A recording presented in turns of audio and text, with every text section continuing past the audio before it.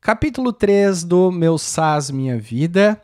E no vídeo de hoje eu vou mostrar para vocês basicamente como foi a parte contratual em relação às administradoras de telefonia móvel para funcionar o PagSell Recarga e como foi a vinda de uma multinacional, que foi o nosso primeiro contato com uma empresa extremamente grande querendo comprar o nosso produto, beleza?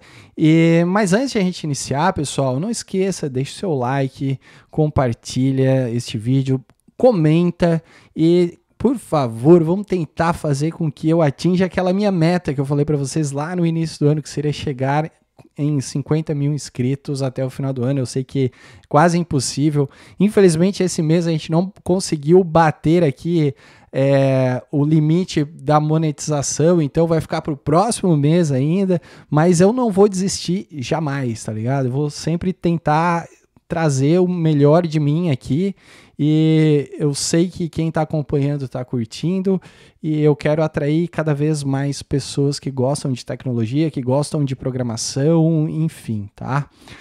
Sem enrolação, vamos pro vídeo. Pessoal, é o seguinte, antes de começar a detalhar algumas coisas, eu vou responder uma das perguntas que me fizeram de como foi o percentual da sociedade, né? Como aconteceu essa parada. Então vamos lá, gente. Eu comentei com vocês que eu tive um investidor anjo e que ele aportou 90 mil reais. Mas como é que foi essa nossa parceria, tá? Que é uma dúvida muito comum, né? Como é que funciona hoje, pessoal? Quando tu já tem um produto pronto, é uma negociação totalmente diferente. Então, quando produto pronto, tu vai buscar um investidor para um produto que já está pronto, que já está rodando no mercado, é algo diferente porque tu vai propor alguma coisa, né? Tu vai chegar e vai falar assim, ó, eu quero X por 20% nessa parceria, nesse investimento, né? Tu já vai ter o teu produto rodando, tu já vai ter algum tipo de MVP, tu já vai ter clientes, daí tu vai chegar e tu vai fazer a proposta. No meu caso, foi algo totalmente diferente disso daqui. Eu não tinha o produto pronto, eu só tinha o que a gente chama de ideia, né? Ideia de produto. Então, quando eu conversei com o investidor anjo, a negociação não foi assim, eu quero X por 20%, tá? Ele me fez a proposta a partir da minha ideia. Então ele chegou, Matheus, gostei da tua ideia, porém eu quero ter 70%. Eu vou entrar com capital e tu vai ficar ali com 30% e tu vai entrar com o desenvolvimento da solução, com o seu intelectual. Foi bem assim a nossa conversa. Então eu iria entrar com desenvolvimento. Então pode ver que são dois cenários totalmente diferentes. Esse aqui eu já tenho o produto, então eu posso ter poder de barganha aqui, né?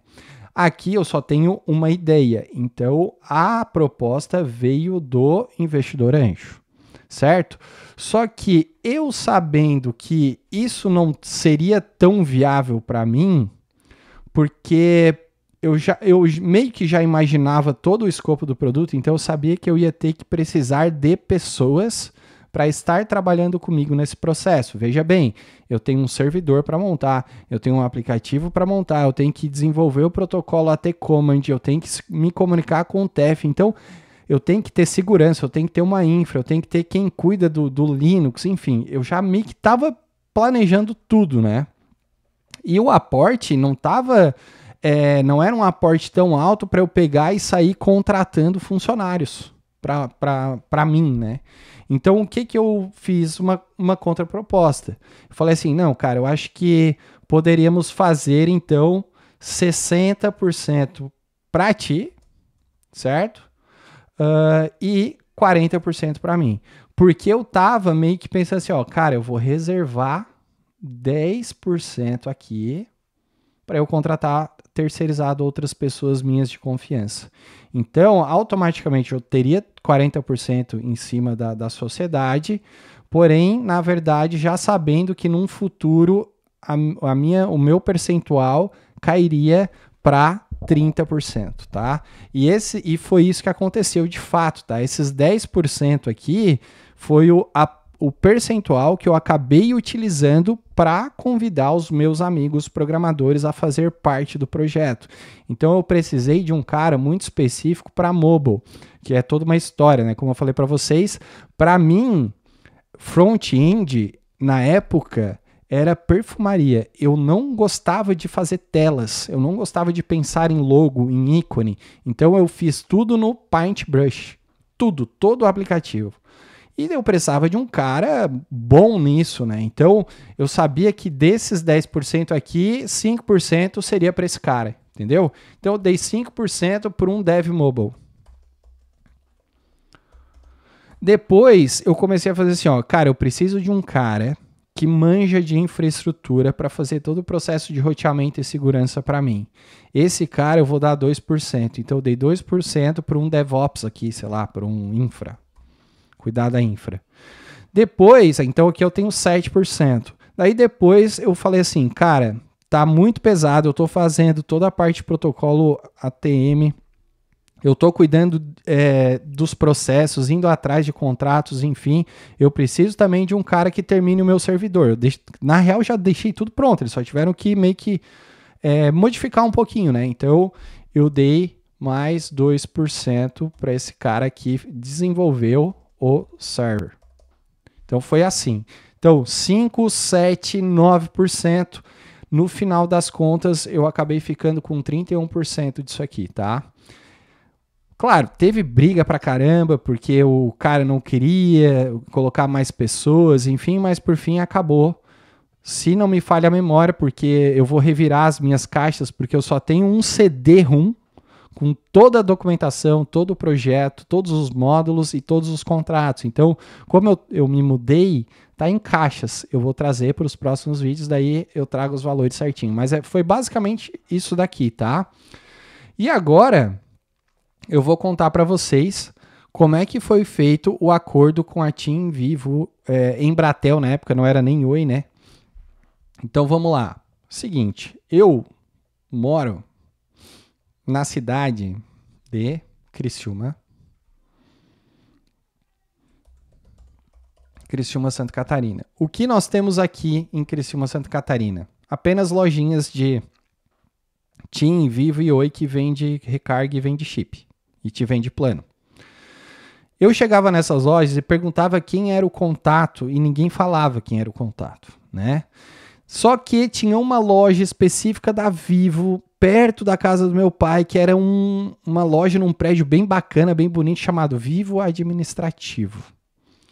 E daí a gente foi lá falar com o cara e com um papo de uma reunião, foi uma meia hora de reunião contando o escopo, ele falou, Matheus, é o seguinte, esse carinha aqui mora em São Paulo, ele trabalha na Vivo e ele é a pessoa que vai fechar esse contrato contigo. Essa aqui é a conexão. Então ele veio aqui, ó, tu vai ter que ir para São Paulo. Peguei o contato, cara. Indo para São Paulo, chegamos em São Paulo, fui lá, hora marcada, sentamos, apresentamos o projeto e o cara simplesmente chegou assim.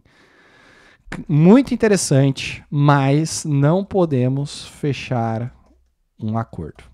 Não queremos porque a gente tem uma ideia de fazer um produto parecido. Tentamos, o meu sócio, que é o investidor anjo, tentou, não conseguiu. Até então que eu me virei para ele e falei, cara, não adianta a gente forçar, não deu certo, mas graças a Deus nós já conseguimos um acordo com a TIM. Então, deixamos a Vivo de lado. Quando eu falei isso, simplesmente sem ter um acordo com a TIM, porque eu nem sabia quem era o contato da TIM, o cara simplesmente enlouqueceu. Ele falou assim, peraí, você já tem um contrato com a TIM? Daí a gente falou, não, a gente tem um contrato com a TIM. E foi então que ele, então se vocês têm com a TIM, vamos bolar melhor aqui o nosso contrato, vamos fechar uma parceria assim com vocês e tal. Então foi essa sacada e essa engenharia social que de fato aconteceu. E daí, tendo o contrato de fato com a Vivo, que é aquele contrato que eu falei para vocês de a cada 15 dias, né, a gente recebia o boleto para pagar, foi muito fácil a gente conseguir a TIM, a gente conseguir a Embratel, a gente conseguir todas as outras operadoras de telefonia móvel por conta disso. Então, a partir do momento que a gente conseguiu ter o contratinho feito com a Vivo, foi só chegar e apresentar para a TIM, para a Embratel, porque daí as conexões começaram a aparecer e a gente conseguiu todas as principais operadoras de recarga. E todas as operadoras de recarga, elas estavam embutidas numa empresa que era chamada de GWCell, que é tipo uma VisaNet, tipo uma Redcard, só que só de recarga. Então a gente disparava uma requisição para a GWCell com a operadora e ele que disparava para a TIM, que ele disparava para a Vivo e que disparava para a Embratel. Então a gente não precisou fazer uma integração exclusiva para a TIM, para a Vivo e para a Embratel, porque a gente já tinha essa adquirente aqui, que era a GWCell, então bastou a gente integrar com esse carinha aqui para fazer todas as recargas. Beleza? Bom, tudo deu mil maravilhas, passou o período de teste, passou o período de homologação, a gente vai fazer o lançamento do produto. Então, eu me lembro, pessoal, que eu fiz o lançamento desse produto numa sexta-feira. A gente lançou o PagCell Recarga. Sexta-feira eu subi para Google Play e não subi para Apple Store, porque tem toda uma burocracia que ainda existe hoje, né? Eu subi para Google Play e fui para a Praia do Rincão aqui, numa sexta-feira, fazer um churrasco, final de semana e tal, trocar conversa com os amigos. E no sábado ao meio-dia eu resolvo conectar via VNC, Real VNC, nem lembro qual era o software, no meu servidor. E eu vi que estava transacionando recarga a reviria. A galera tinha baixado o aplicativo e começou a fazer, cara. Recarregar. Eu, meu Deus, será que isso de fato está acontecendo? E estava acontecendo. E chegou na segunda-feira, então passou sexta transacionando, sábado transacionando, domingo transacionando. E chegou na segunda-feira, às 10 horas da manhã, eu nunca vou me esquecer disso, 2 caras de terno na porta da empresa onde eu trabalhava. Gostaríamos de falar com o responsável do PagCell. Nós somos a empresa X, que eu não vou falar aqui, mas era do ramo de pagamentos. E nós queremos entender como é que funciona o sistema de vocês, porque nos chamou a atenção e a gente veio de avião aqui conversar com os donos do PagCell. E pedi licença na empresa onde eu trabalhava, o meu sócio estava por aqui, a gente marcou uma reunião para as 2 da tarde com os caras daí, né? Sentamos numa mesa e a gente começou a debater e conversar. E foi então que veio a primeira proposta já assim de cara. Eles falaram assim, a gente está procurando um produto desse, de fato, só que a gente não está afim de fazer parcerias de tipo 30%, 20%, não, a gente quer comprar o produto, ou seja, a gente quer 100% do capital, a gente quer tudo. Qual o preço de vocês? Daí começou a aparecer um monte de coisa aqui na minha cabeça, não tinha nada, a gente não fazia ideia, a gente simplesmente falou assim, a gente precisa conversar, tá? E depois a gente retorna para vocês com uma proposta. E passou 2 dias, a gente conversou e não tinha métricas nenhuma para fazer uma proposta. Foi então que a gente encaminhou um e-mail para eles falando o seguinte: Nós não vendemos 100% do negócio, porém, a gente quer ter 51%, o restante queremos 3,2 milhões de reais. E disparamos o e-mail, tá? Disparamos o e-mail. Naquele dia, eu não dormi. No próximo dia, eu não dormi. E no terceiro dia veio a resposta. A resposta foi uma negação. Eles falaram, infelizmente, a gente não enxerga que o produto de vocês vale 3,2 milhões de reais. Eu preciso que vocês me enviem uma prospecção, assim escreve, futura dos próximos 5 anos. Eu preciso de um planejamento financeiro dos próximos 5 anos para comprovar estes 3,2 milhões solicitados. E com isso, pessoal, a gente não fazia ideia de como fazer uma projeção ou uma prospecção futura dos próximos 5 anos. Então a gente teve que parar, contratar uma equipe do Sebrae para prestar uma consultoria para nós, para entender todo o fluxo de como funcionaria.